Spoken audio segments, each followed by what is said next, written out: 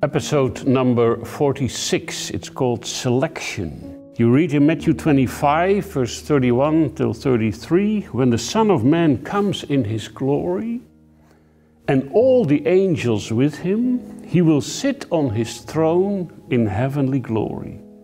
And all the nations will be gathered before him, and he will separate the people one from another.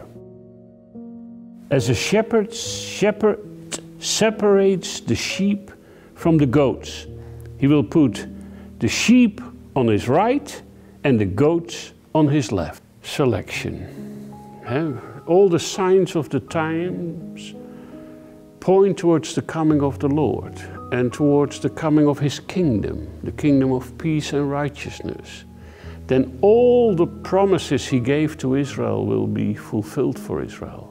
He has created Israel, his firstborn son. He made everlasting covenants with Israel, at least 8 or 9. It started the covenant with Abraham, then the covenant about the promised land of Israel, then the covenant about the everlasting kingship of the house of David, then the covenant about the everlasting priesthood of Levi, then the covenant with the earthly city of Jerusalem, then the new covenant with the house of Israel and the house of Judah, and then the covenant of peace. You find it in the second half of Ezekiel 37, and the covenant of the law. And part of the covenant of the law is the covenant of Shabbat, the rest, the day of rest. So all these covenants he made with Israel, one day will all be fulfilled. One day God will give to Israel everything he promised to Israel. He will keep his covenants. He's a faithful God. He cannot lie.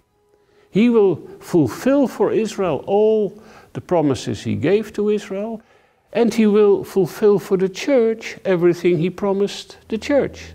And he will fulfill for you and me personally what he promised us on the basis of the Bible. So we can trust him. He's a faithful God, and the word of God can be trusted as well. Now, when Jesus comes in glory to fulfill all these promises, there's another thing he will do too.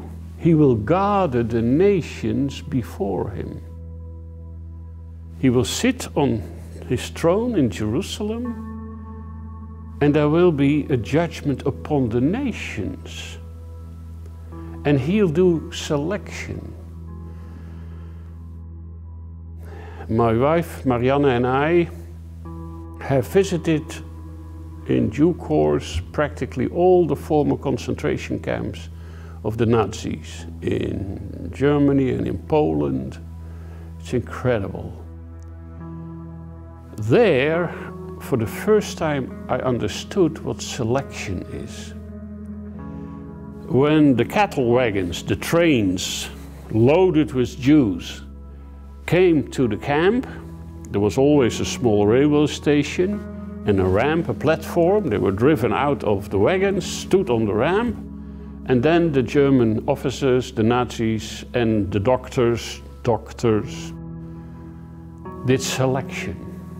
And they simply said, left, left, left, right, right, left, left, left, right. And the Jews had no idea what this meant. Selection. Left meant directly to the camp, to the gas chamber, crematoria, fire, end. Right meaning you live a little bit longer.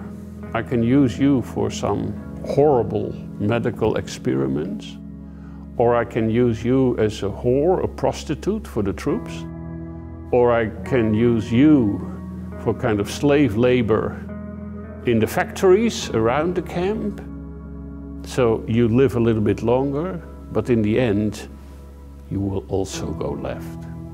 Selection. Once I was in a small concentration camp, and it was visited by a group of young Jewish people, Israelis. And then one of the girls started to scream and scream. And she couldn't stop. Maybe her parents or uncle, aunt or grandparents or whatever died there.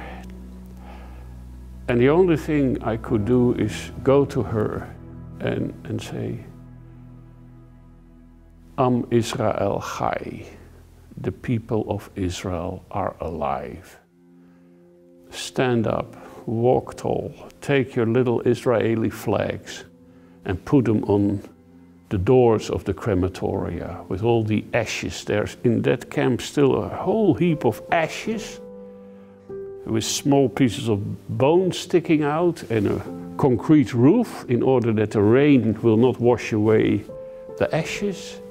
But you are alive and God is bringing you back to Israel as if you raised from the dead, the valley of dry bones, coming back to life. And God has a purpose for you. In your land, Jesus is coming and the kingdom is coming. And again, He will use you to bless the world. God will take care of you. But when Jesus comes, there will be selection of the nations.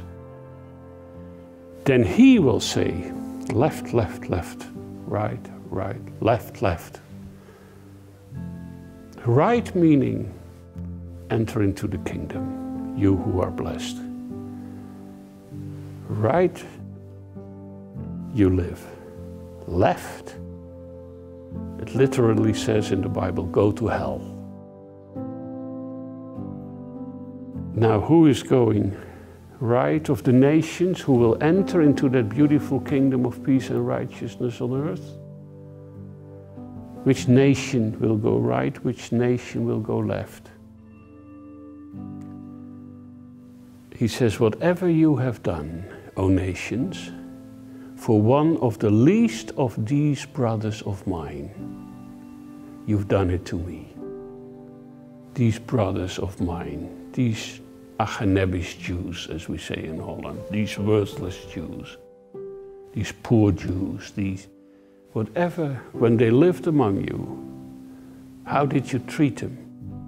Because whatever you did to one of the least of these brothers of mine, you've done it to me. And if you did nothing, when they were in prison, in concentration camp, or hungry, or when you didn't even try, go left. Of course, He also meant that we should be good for our Christian brothers and sisters who are in danger and are persecuted around the world. And Christians should be good for anyone in the world who suffers. But what He meant, and you almost see, point His finger, He's surrounded by His Jewish brothers and sisters. Whatever you did to one of the least of these brothers of mine, my brothers after the flesh, you've done it to me. So, the whole matter of Israel is not just a nice topic for Bible study or some points of the agenda of the church between a lot of other points. It's of the highest importance. One day God will ask the nations and Jesus will be the judge. Whatever you did, you either go left or you go right. So I hope this will open our eyes, and this will open also the eyes of our governments to do the right thing. Now that God is bringing His people back to the land and Jesus is coming in glory.